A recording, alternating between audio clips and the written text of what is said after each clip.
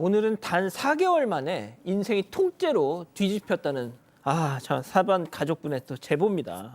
네, 제보자는 40대 남성입니다. 선박 수리공으로 일을 하고 있어요. 작년에 제보자는 해외 출장을 갔습니다. 한국에 두고 온 어린 두 딸이 걸리고 그래서 매일매일 아내와 통화를 했어요. 근데 어느 날 한국 시간으로 밤 10시에 아내한테 전화를 했는데 예. 작은 목소리로 나 지금 바쁘니까 끊어라고 얘기를 하는 거예요. 뭔가 좀 이상해서 끊지 못하게 하고 계속 얘기를 하고 있었는데 예. 수화기 너머에서 낯선 남성의 목소리가 들리면서 누구야? 뭐 이런 소리가 들리는 거예요. 그리고 전화는 그대로 끊겼다고 합니다. 그 이후로 아내는 3개월 동안 직접적인 남편과의 연락을 다 피했다고 합니다. 자, 제보자 남편분 감이 딱 왔습니다. 예정보다 서둘러서 귀국했습니다. 집 문을 확 열었죠. 직접 제보자에게 들어보시죠. 집에 딱 와서 문을 열었는데 애기들이 쓰레기더미 사이에서 자고 있더라고요. 배달 음식을 시켜서 먹고 안 치우고 그냥 집에다가 그냥 쌓아놓은 거예요. 컵라면 뭐 그런 거 등등. 그냥 매일 집에서 술을 먹던지 밖에 나가서 새벽 늦게 들어오던지 이들한테는 배달 음식만 시켜놓고 이렇게 집을 방치했었습니다.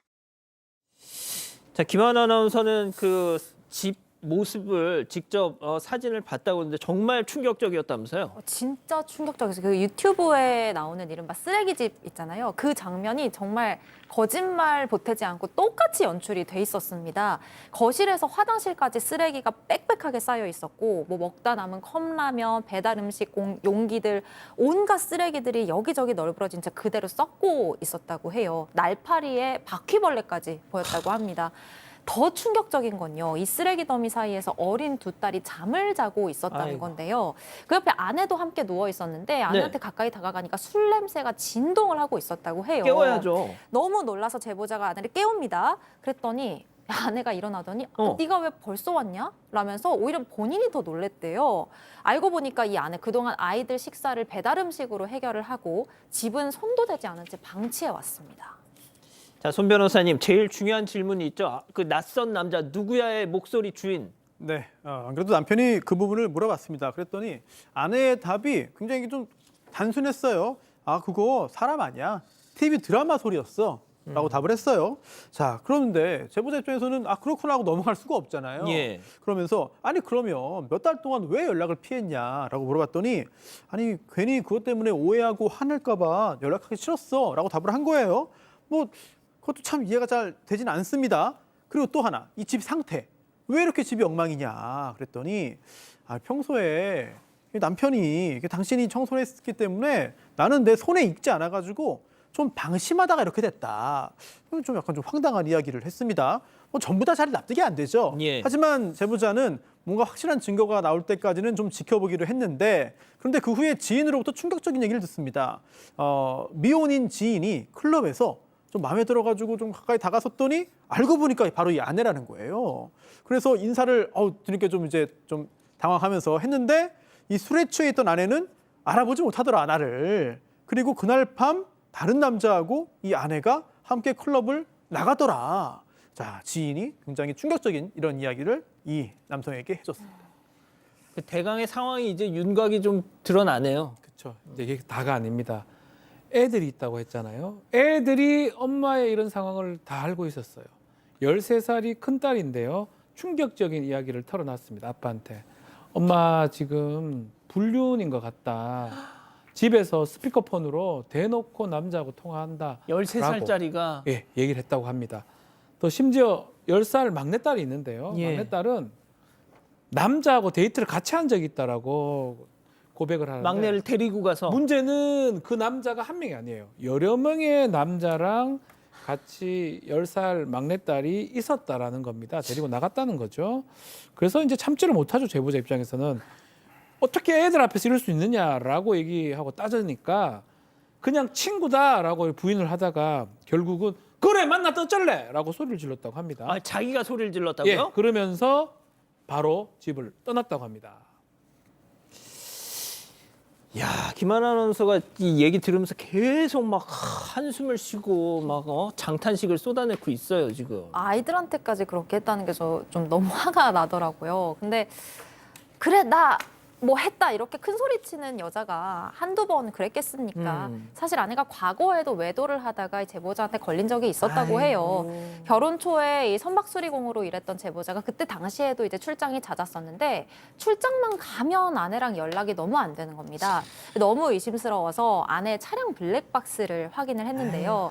그 안에서 이 아내와 상간남이 애정 행각을 벌이는 장면을 직접 확인했습니다.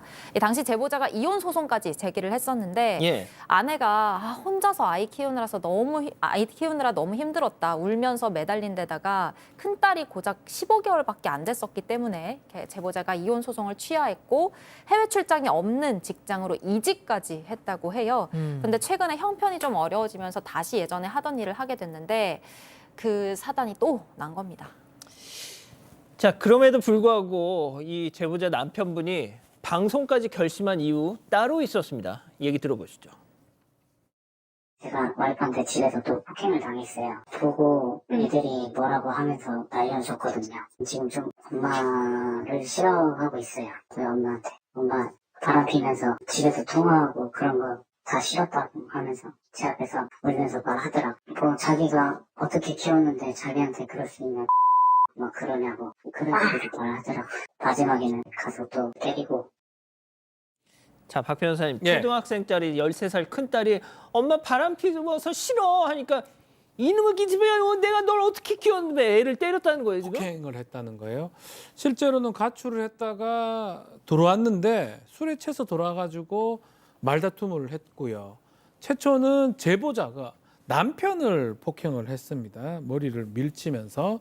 그 후에 이걸 쳐다보던 딸이 옆에서 엄마 바람 펴서 싫어라고 소리를 지르니까 울면서 얘기를 했겠죠. 어떻게 너를 키웠는데 계기냐, 뭐 이렇게 하냐라고 하면서 아이한테 폭행을 행사를 한 것 같습니다. 그래서 경찰이 출동을 했고요. 결국은 제보자는 상간자 소송 또 그리고 아이한테 했던 행동이 아동 학대다라고 고소를 준비하고 있는데 이 스스로 불륜을 신토했는데 이혼을 하기 싫다면서 집에서 버티고 있는 상황이라고 합니다. 세상에. 손 변호사님, 지금 안 좋은 건 지금 혼자 다 하고 있잖아, 지금. 그렇습니다. 남편이 더 확실한 증거를 찾기 위해서 노력을 한 것 같은데 사실 그 장면이라든지 그런 상황을 알고 있는 또 아이들이 있잖아요. 그래서 그 아이들의 어떤 진술 그리고 또 나이 연령을 좀 고려해 볼 때 아이들이 알고 다 알만한 나이들이에요. 또 딸이기도 하고 그래서 그런 부분들도 법적인 절차에서는 상당히 크게 작용할 수 있다라는 생각이 들고요. 그리고 또 하나 뭐 제가 너무 앞서 나가는 건지 모르겠습니다만 만약 이제 이혼 소송을 하고 그런다면 이제 미성년인 자녀들에 대한 양육도 이제 중요하잖아요. 그런데 이 양육권도 참 난감합니다. 왜냐하면 보통 통상적인 경우에는 엄마가 본인이 이혼의 사유를 제공했다 하더라도 엄마가 양육권을 갖는 경우가 훨씬 더 많은데. 더군다나 아빠가 이렇게 해외 외국에 출장이 가니까요. 예. 네네. 그러다 보니까 다시 또 해외 출장 없는 직장으로 가지 않고서는 이 양육권 관련된 문제가 굉장히 좀 이상하게 꼬일 수도 있다. 이런 걱정도 듭니다. 아우, 교수님. 네. 물론 이 남편의 이 아내의 불륜 문제 한두 번도 아닌 게 그러다가 여러 남자들하고 이런 일이 있어 너무너무 화나실 건 100% 동감이 됩니다. 그런데 이 문제는 저는 이 케이스는 이 아내의 불륜보다 훨씬 더 본질적인 것은 아이들의 양육과 보호라는 것이죠. 왜냐하면 지금 이 가정은 아이들 입장에서 보면 위기 가정이거든요. 엄마가 불륜을 여러 사람하고 하는 걸 또 넘어서서 알코올 중독 모습도 보이고 있고 집도 쓰레기더미에 음식도 제대로 영양도 섭취가 되지 않고요. 맞죠. 엄마가 폭력도 있고 충동 조절도 있고 그러니까 이 엄마는 아이들을 돌볼 수가 없는 돌봄 능력이 다 붕괴된 손상된 그런 어떤 마음을 가지고 있는 엄마예요. 그래서 저는 이 가정은 상당히 구조적으로 현실적으로 위기 가정으로 보고 좀 치료 개입이 들어가야 되는 가정 같습니다. 다행히 아버지께서는 아이를 지키려는 마음도 있고 가정을 지키려는 마음도 있으신 정상적인 아버지셔서 아이들을 보호하는 데 최우선으로 놓으셨으면 좋겠다는 생각이 듭니다. 제보는 사건 반장. 가족 여러분의 목소리를 사건 반장에 들려주세요.